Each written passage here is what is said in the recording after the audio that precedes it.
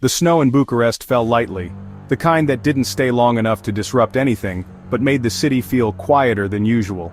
Inside a nondescript office above a bakery near Piața Romana, CIA field operative Daniel Rees reviewed the surveillance feed once again.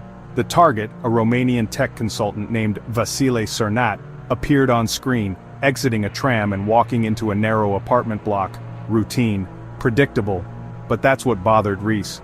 For 3 months, Cernat had been flagged by Langley's cyber division, not for what he said or did in public, but for what didn't quite add up in the digital patterns. Encrypted message traffic routed through obscure servers, connections to shell companies with vague Eastern ties, and a quiet meeting at a security conference in Prague with a known cutout previously linked to Russian military intelligence. Nothing was solid. Nothing confirmed. That's why the file sat in a gray area, neither dismissed nor escalated. Operation Amber Veil was born to watch, verify, and if necessary, intervene. Rees wasn't alone. Agent Sarah Mendoza, fluent in Romanian and a skilled behavioral analyst, was assigned as his partner. She didn't believe Cernat was a spy. He doesn't act like one, she had said during their second week of shadowing him. He's either deeply trained, or he's just a guy with a paranoid streak and a sketchy client list. Rees wasn't so sure.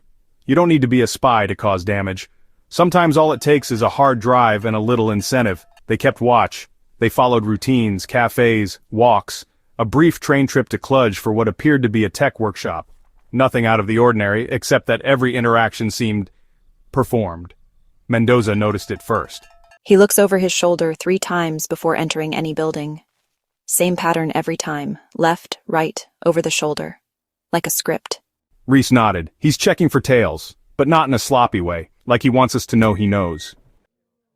Which means he's either trying to flush surveillance, or bait it. Still, headquarters wanted more. No contact, no confrontation, just continued observation and digital forensics. That's when things took a turn. On a rainy Thursday evening, Cernat deviated from his routine. No tram, no walk home. Instead, he entered a boutique hotel in Sector 3, far from his neighborhood. Rees and Mendoza, watching from a cafe across the street, watched as he met a man in the lobby. No handshake, no visible exchange. Just a short conversation, eye contact, and a shared elevator ride.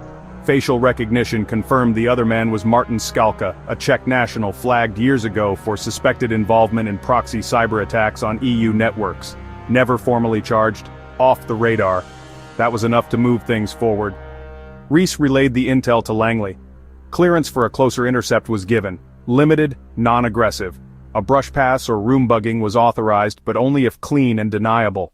Mendoza posed as a hotel guest the next morning.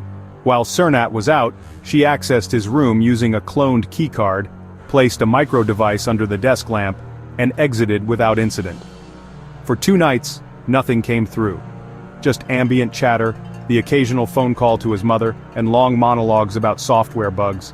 Then, on the 3rd night, Cernat began typing. A flurry of keystrokes, one-sided whispers. A voice-to-text translation running in low volume. The phrases stood out. Package to transit via Vienna, route scrubbed. Backup server in Kiev, ensure ghost protocol during upload. The terms were vague, but matched flagged keywords in cyber espionage databases. Analysts suspected he was coordinating a data exfiltration route, moving classified files through proxy servers across Eastern Europe. Still, there was no smoking gun, no direct mention of US assets or known classified content, only patterns. Then, the upload began. At 3:14 a.m., Cernat connected to an unlisted IP. A large file, encrypted, began transferring. Langley's cyber team tried intercepting it but couldn't break the tunnel in time. Minutes later, it was gone. Command had to decide. Extraction or exposure. They chose silence. The next morning, Cernat boarded a train to Budapest. Rees and Mendoza followed but did not intervene. His phone was remotely wiped mid-journey, an intentional signal. The CIA didn't need to catch him. They just wanted to see who he met next. In Budapest, Cernat never showed up to his hotel. CCTV captured him walking into a crowded shopping center and vanishing. 2 weeks later, Mendoza received a postcard in the mail, no return address, just a photo of the Saône River in France. On the back, in tiny handwritten letters, "Sometimes the truth wears a suit and knows how to disappear." Rees read it twice, then he placed it in the file. Operation Amber Veil was closed, not solved, just archived, like many such missions, suspicious, unfinished, and still watching.